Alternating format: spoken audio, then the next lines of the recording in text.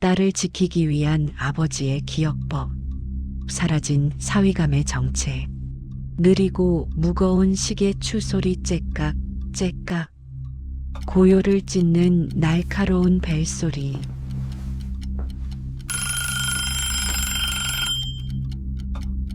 새벽 3시. 죽음보다 깊은 침묵을 깨고 휴대폰이 울부짖습니다. 액정에 뜬 이름은 사랑하는 딸 서연. 준호가 전화를 받자마자 수화기 너머로 들려온 건 짐승의 신음 같은 서연의 비명이었습니다. 아빠, 민석 씨가 사라졌어. 집도 회사도 SNS 계정도 마치 이 세상에 처음부터 없었던 사람처럼 흔적도 없이 증발해버렸어. 전직 강력계 형사 준호의 심장이 덜컥 내려앉습니다. 예비 사위 민석이 사라졌다? 급히 침대에서 일어나 떨리는 손으로 옷을 꿰어입던 준호는 거울 앞에서 멈춰섭니다. 거울 속에는 낯선 노인이 서 있습니다. 초점 없는 눈동자, 깊게 패인 주름. 너는 누구냐? 그때 거울 옆 선반 위 낡은 다이어리가 눈에 들어옵니다. 거기엔 준호 자신의 필체로 마치 피로 쓴 듯한 경고가 박혀 있었습니다.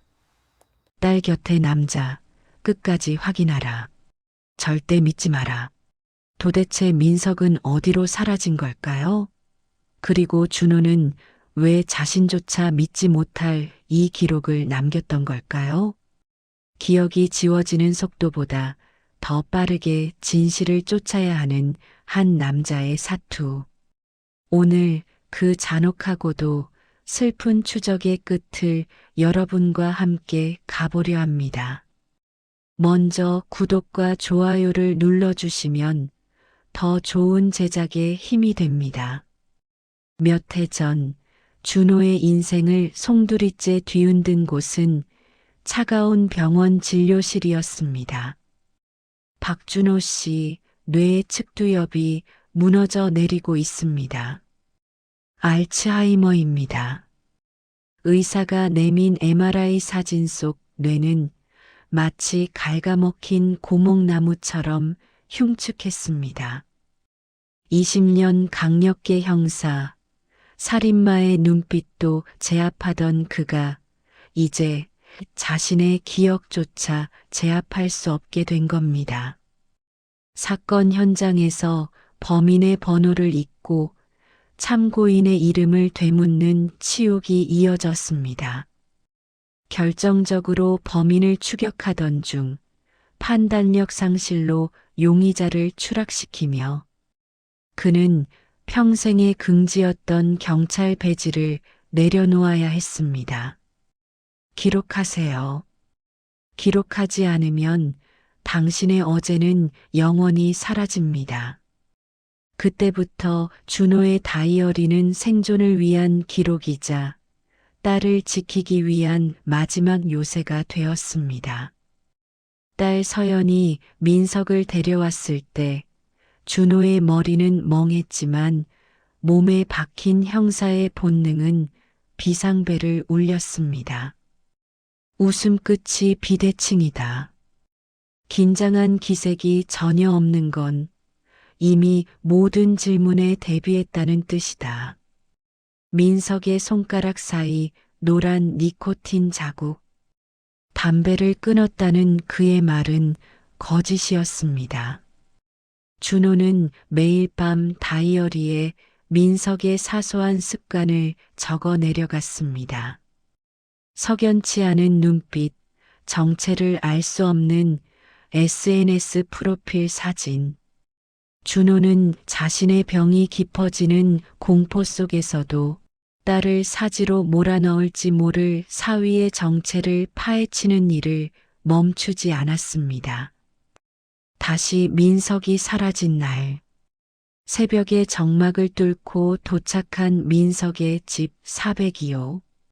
서연이 아무리 비밀번호를 눌러도 도어락은 비정한 경고음만 뱉어냅니다. 아빠 안 돼. 오빠가 비번까지 바꿨나 봐.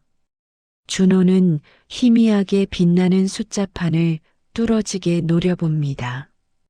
지문이 달아있는 숫자들. 8218.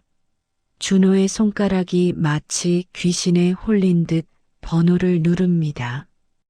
띠리링. 거짓말처럼 문이 열립니다. 서연이 경악하며 묻습니다. 아빠, 어떻게 알았어? 준호 자신도 등골이 오싹해집니다. 내가 왜 이 번호를 알고 있지? 나는 여기 온 적이 없는데. 하지만 의문을 삼킬 새도 없이 열린 문틈 사이로 피비린내가 훅 끼쳐옵니다. 서연의 비명소리가 채 가시기도 전 그녀는 정신없이 밖으로 뛰쳐나가 경찰에 신고합니다. 하지만 준호는 달랐습니다. 공포보다 먼저 움직인 건 20년 동안 몸에 새겨진 형사의 버릇이었습니다. 그는 떨리는 손으로 휴대폰을 들어 현장을 다각도로 촬영합니다. 바닥에 튄 혈흔의 각도, 소파의 흐트러짐, 주방의 음식물 쓰레기 상태까지. 잠시 후 붉고 푸른 사이렌 빛이 어두운 주택가를 뒤덮습니다. 경찰 조사가 시작되지만 현장은 기괴할 정도로 단서가 부족했습니다. 바닥의 혈흔은 분명 상해 혹은 그 이상의 비극을 암시했지만 시신도 흉기도 그리고 집주인 이민석도 보이지 않았습니다. 경찰은 결국 현장 혈흔과 정황을 근거로 이민석을 유력한 살해 용의자로 지목하고 공개 수배에 나섭니다. 그럴 리 없어. 민석 오빠가 사람을 죽이다니 아빠. 이건 말도 안 돼. 서연은 무너져 내렸습니다. 하지만 수사는 곧 교착 상태에 빠집니다. 민석의 집은 CCTV조차 닿지 않는 외진 사각지대였습니다. 큰 길가 CCTV에는 사건 당일 밤 집으로 들어가는 민석의 모습만 찍혔을 뿐 나가는 모습은 어디에도 없었습니다. 배달 오토바이 몇 대와 의미 없는 행인들만 스쳐 지나갈 뿐 민석은 그날 밤 그 집에서 증발해버린 것입니다. 은행 기록 전무, 신용카드 사용 중단. 휴대폰은 집에서 멀리 떨어진 야산 근처에서 신호가 끊겼습니다. 서연의 삶은 처참하게 파괴되었습니다. 매일 밤 눈물로 지새우며 회사조차 나가지 못한 채 거실 한 구석에서 웅크리고 있는 딸. 준호는 그런 딸을 보며 이를 악뭅니다. 내 딸 눈에 피눈물을 나게 한 놈, 그게 누구든 내 손으로 반드시 잡는다. 설령 그게 내 사위일지라도. 준호는 다시 거울 앞 선반으로 향합니다. 그리고 자신의 생명줄과도 같은 붉은 다이어리를 떨리는 손으로 넘기기 시작합니다. 기억해내야 해. 내가 뭘 봤지? 내가 왜 이 녀석을 의심했지? 페이지를 넘기던 준호의 눈이 어느 한 곳에서 멈춥니다. 사건 발생 며칠 전 잉크가 번질 정도로 급하게 휘갈겨 쓴 메모들이 튀어나옵니다. 민석, 퇴근 전, 목발 든 여자, 명신 주차장, 차량 번호 12가 XXXX. 순간 머릿속에 번뜩이는 섬광과 함께 파편화된 기억들이 돌아옵니다. 준호는 민석을 처음 본 순간부터 그를 믿지 않았습니다. 알츠하이머의 안개가 덮여오는 와중에도 그는 본능적으로 민석의 뒤를 캤던 것입니다. 민석의 집 근처 어두운 골목에서 잠복하며 그가 도어락을 누르는 손가락의 움직임을 관찰해 비밀번호 8218을 알아냈던 그 밤의 차가운 공기까지 떠오릅니다. 명신 주차장, 목발 든 여자. 이 여자가 이 사건의 열쇠구나. 준호는 외투를 움켜쥐고 집을 나섭니다. 기억이 다시 안개 속으로 사라지기 전에 다이어리에 적힌 그 여자를 찾아야만 합니다. 이제부터는 경찰의 수사가 아닙니다. 알츠하이머와 싸우는 노병의 목숨을 건 마지막 추격전이 시작된 것입니다. 명신 주차장은 민석의 집에서 차로 한참을 달려야 하는 외딴 곳에 있었습니다. 집 앞을 두고 왜 이 먼 곳까지? 준호의 본능이 경고음을 울립니다. 관리인을 압박해 얻어낸 주차 기록. 준호의 낡은 다이어리에 적힌 차량 번호와 정확히 일치했습니다. 내 기록은 틀리지 않았어. 이 여자가 사건의 몸통이다. 준호는 즉시 후배 임동찬 형사에게 전화를 걸었습니다. 동찬아, 부탁 하나만 하자. 내가 주는 차량 번호 차적 조회하고 이사라라는 사람 털어봐. 내 딸 인생이 걸린 일이야. 잠시 후 들려온 정보는 충격적이었습니다. 10년 전 대형 교통사고의 피해자, 그리고 가해자 란에 적힌 이름은 다름 아닌 이민석. 준호의 손이 미세하게 떨립니다. 다이어리 모서리에 갈겨 쓴 자신의 메모가 비수처럼 눈에 박힙니다. 목발, 그런데 두 발로 운전석에 올라탐. 연기인가? 준호는 곧 그녀의 거처를 급습했습니다. 10년 전 사고로 하반신 마비 판정을 받았다던 여자가 멀쩡히 거실을 가로질러 걷고 있었습니다.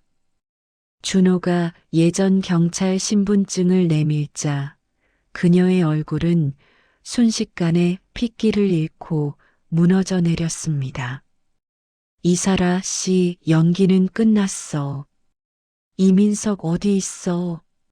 압박 수사 끝에 터져나온 그녀의 고백은 광기 어린 집착이었습니다. 1년 전 재활에 성공했지만 민석의 죄책감을 붙잡아 두려 장애인 행세를 이어왔던 겁니다.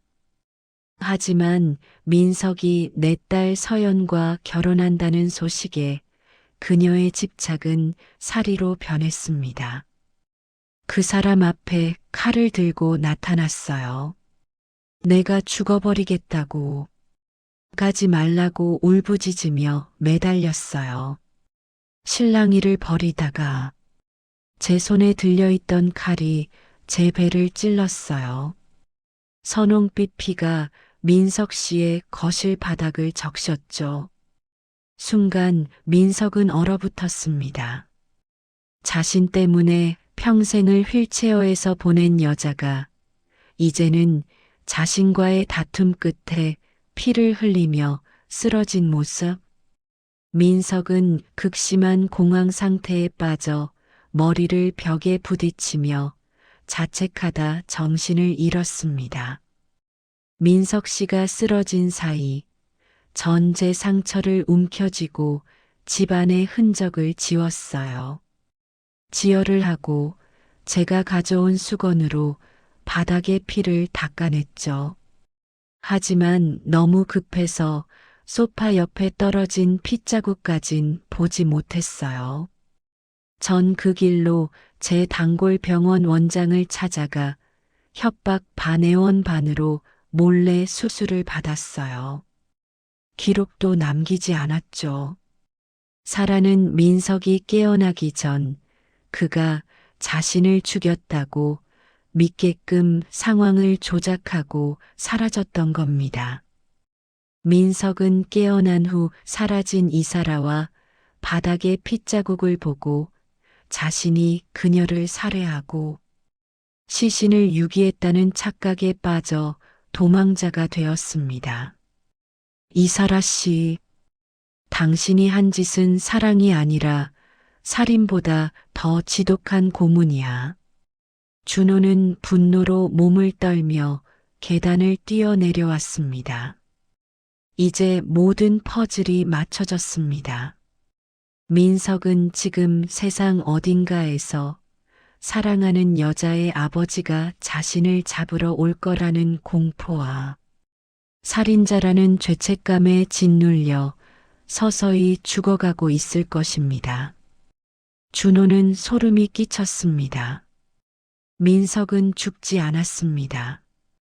하지만 자신이 사람을 죽였다고 믿고 죄책감과 공포에 질려 스스로를 세상에서 지워버린 것입니다. 준호는 계단을 뛰어내려오며 동찬에게 소리칩니다. 동찬아, 수색 방향 바꿔. 민석이는 용의자가 아니라 피해자야. 자수하지 않을 거다. 자기가 살인자인 줄 알고 죽으러 갔을지도 몰라. 준호는 차에 올라타 다이어리를 미친 듯이 뒤졌습니다. 이민석이라면 어디로 숨었을까? 가장 고통스러운 기억이 시작된 곳, 인생을 바꾸고 싶었던 그 지점. 바로 10년 전 교통사고 현장이었습니다. 사고 지점 인근의 무허가 폐건물. 썩은 냄새가 진동하는 어둠 속에서 수척해진 청년 하나가 웅크리고 있었습니다. 순간 준호의 눈앞이 번쩍이며 머릿속이 하얗게 비워집니다. 여긴 어디지? 저 청년은 누구지? 알츠하이머의 습격이었습니다. 준호는 연신 눈을 깜빡이며 다이어리를 펼쳤습니다. 장인어른, 죄송합니다. 제가 사람을 죽였어요. 서연이에게 이런 괴물이 된 저를 보여줄 수 없었습니다. 민석의 울음 섞인 목소리가 준호의 심장을 때렸습니다. 다이어리 속 글자들이 비로소 준호의 뇌를 깨웠습니다. 이 사람은 내 사위다. 내 딸이 목숨보다 사랑하는 사람이다. 준호는 달려가 민석을 거칠게 껴안았습니다. 이 바보 같은 놈아, 이사라 살아있어. 너 살인자 아니야. 공포에 떨던 민석의 눈동자에 생기가 돌아왔습니다. 준호는 민석의 어깨를 꽉 쥐고 일으켜 세웠습니다. 내 딸을 지키려면 내가 살아야 해. 어서 일어나. 형사 박준호가 증명한다. 너는 무죄다. 창밖으로 쏟아지는 찬란한 아침 햇살이 준호의 하얗게 센 머리칼 위로 내려앉습니다.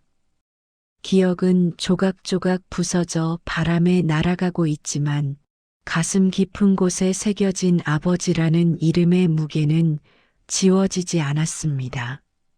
서연아, 아빠가 간다. 1년 후 딸의 결혼식. 딸의 손을 잡고 버질로드를 걸어가는 그 짧은 1분의 시간을 위해 준호는 지난 수개월의 고통을 견뎌왔던 것입니다. 비록 내일이면 사위의 얼굴도 오늘 입은 턱시도의 색깔도 잊어버리겠지만 사랑하는 이를 지켜냈다는 그 뜨거운 감각만은 영혼의 깊은 곳에 화인처럼 남을 것입니다. 서스펜스보다 더 강렬한 것은 결국 사랑이었습니다. 오늘 이 이야기가 여러분의 마음속에 소중한 사람을 한번 더 떠올리는 따뜻한 울림이 되었기를 바랍니다. 긴 시간 함께 해주셔서 감사합니다. 오늘 영상이 마음의 울림을 주었다면 구독과 좋아요 부탁드립니다. 여러분의 응원이 저에게는 큰 힘이 됩니다. 다음에도 더 깊이 있고 감동적인 이야기로 찾아뵙겠습니다.